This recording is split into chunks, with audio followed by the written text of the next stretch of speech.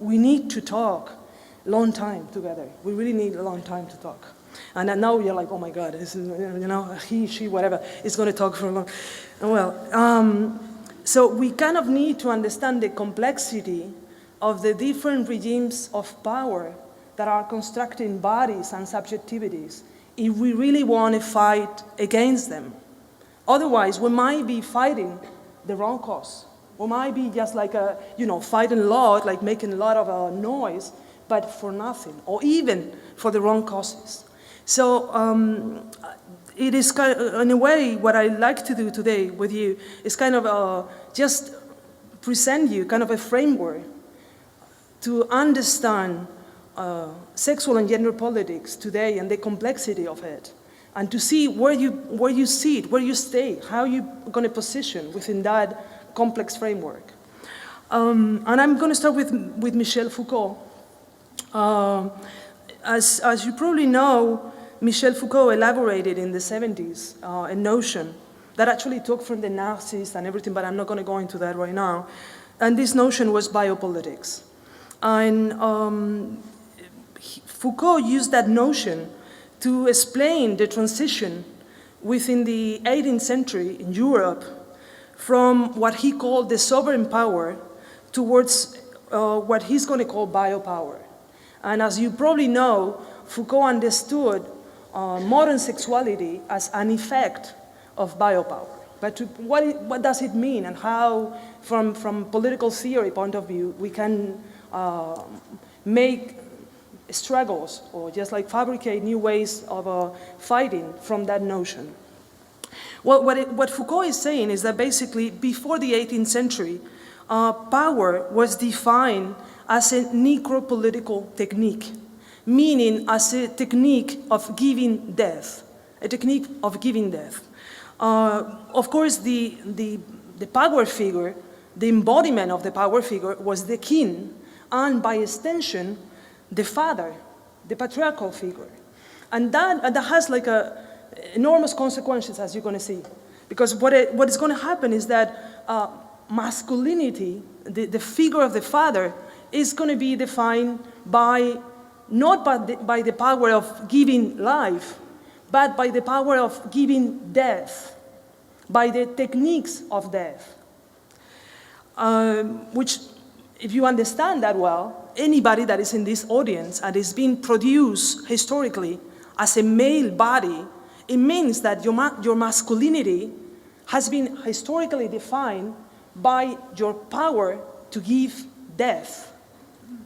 I don't know yet what we're going to do with that, but we have to think collectively, how can we deal with that? I think that personally, that's one of the reasons why I'm not transitioning to masculinity, even though you see me, whatever, right? What my desire has been all my life, my desire has been occupying that position. Giving death, yes, I want to give death as well. I want to have that power, but at the same time, politically, I don't want to have it. I know that that's not exactly what I want. So if anyone that is in this audience still identifies with that model of sovereign power, well, then you assume what you are identifying with. If you want to continue to say, well, I'm a male, well, then you understand what this is meaning. And then you have to carry over yourself the right to give death. Well, whatever. Of course, I have 15 minutes, so I cannot tell you much more about that. But the big issue here is those regimes of power that, of course, go from, let's say, early on to the 17th, 18th century, were defined by theology, meaning the techniques of production of truth were theology-based, right? And you're going to see that what is going to be really tricky in the 18th century, and it's very, very much close to the way we define our bodies right now, is that those techniques of producing truth are going to be displacing from theology into science, right? So it's a kind of a secularization of the techniques of producing truth, because that's what when you say, I'm a man or I'm a woman, what you're saying is like producing a truth about yourself. right? That's what you're doing. So, well, basically, what Foucault is teaching us is that during the 18th century, we're going to see a displacement, an epistemological rupture from these necropolitical techniques, these techniques of giving death, to new techniques of producing and managing life, right? And that's what Foucault is going to call biopower, those techniques of managing life. And of course, the business of biopower is the reproduction of life. So the female figure, you see, as basically the father and the male figure was the central political figure of these sovereign necropolitical regimes, the female figure is the center of biopolitical government. So again, now we're going to see, now we are in the second paradox. If anybody here, any of you, that has been defined by the medical regime as having a uterus, and therefore as being a center of biopolitical reproduction, that's the way you are defined. I mean, you are defined as sperm producers or uterus. If anybody here that still wants to identify as biopolitical factory and says like, yeah, I do identify, come the power of of reproduction of life, come to me, and I do identify, I do not identify as a biopolitical factory of any sort. So that's why I do also de-identify, or disidentify, I don't know how you say in English, with this assignation that has been given to me of become a reproductive uterus, meaning being female, Well, before the 5-minute thing comes immediately, and all the things that I have to tell you, well, the thing is that biopower is very complex, and we'll need really a long time to start like understanding, like really unpacking all the levels of biopower. But let's see that the key issues that will affect the way we have to revolt or the way we have to resist. One is the invention of femininity as anatomical entity and as being this uterus that must be controlled by power. And the other one is going to be these new medical discourses that are going to define as natural the continuity between sexuality and reproduction. The 5 minutes, I told you. The continuity between sexuality and reproduction. So why homosexuality was considered pathological? Because it's not a reproductive biopolitical practice. That's why. We are like, in terms of being homosexuals or being treated as homosexuals, is because we are a biopolitical failure. That's the reason why, right? So basically, that was the, and it's very long because within here I will have to tell you also the invention of race as a scientific notion, which is a key question within biopolitics, but of course I don't have the time.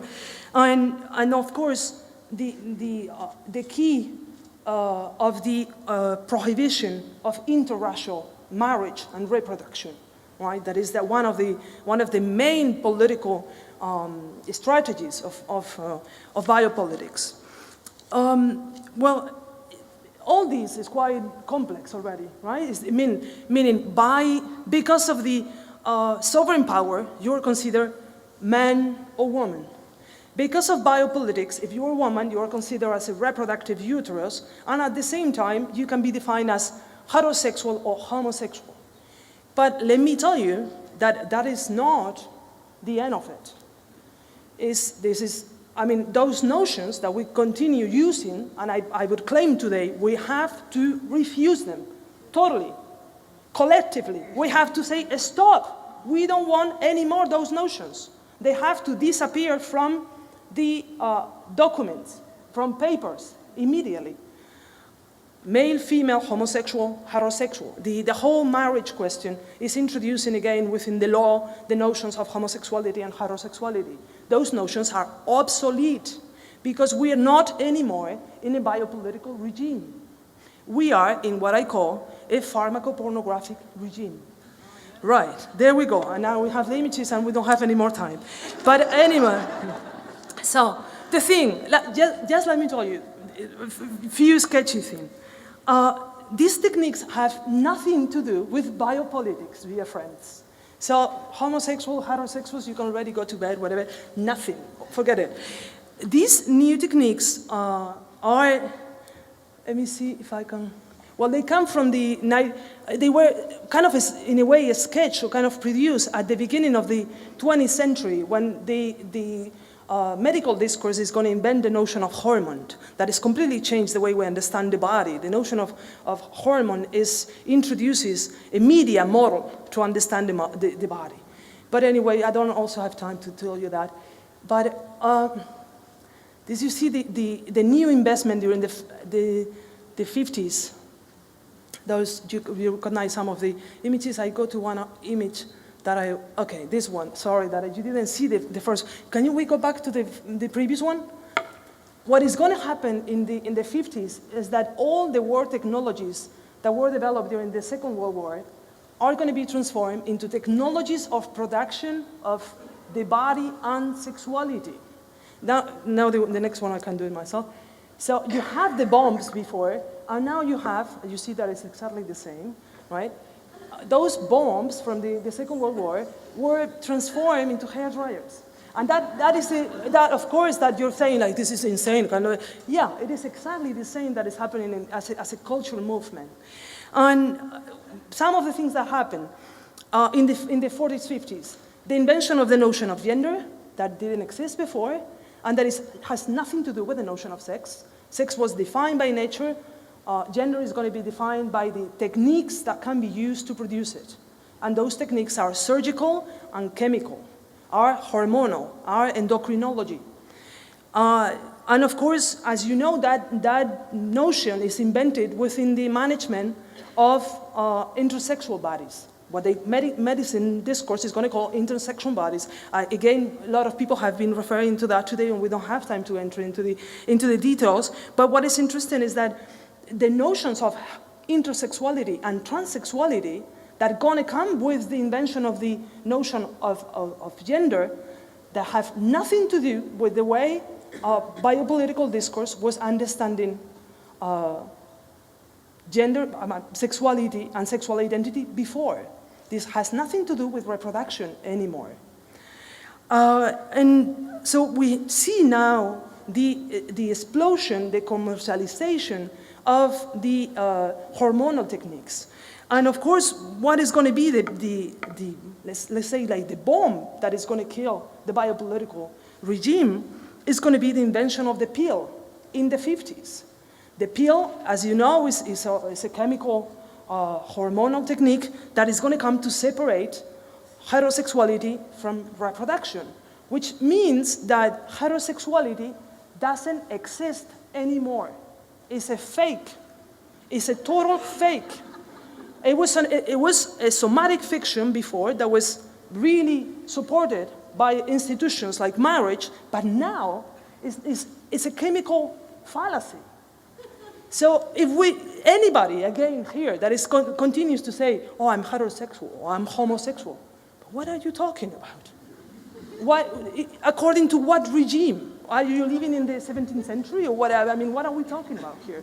So basically, and you know as well that the pill was invented and tested, was invented in the US, but was tested in Rio Piedras in Puerto Rico, and was used also as a technique of management of race. So I cannot go into that right now, but the techniques of controlling and managing reproduction have a lot to do with techniques of producing race. That's why the way we fight has to be really race and gender struggles must be hand with hand, right? So, and now I see already all the science that was, and the last bomb that happened in the 50s was the transformation of pornography into popular culture. That happened with Playboy and with right? So really, pornography became the new media form.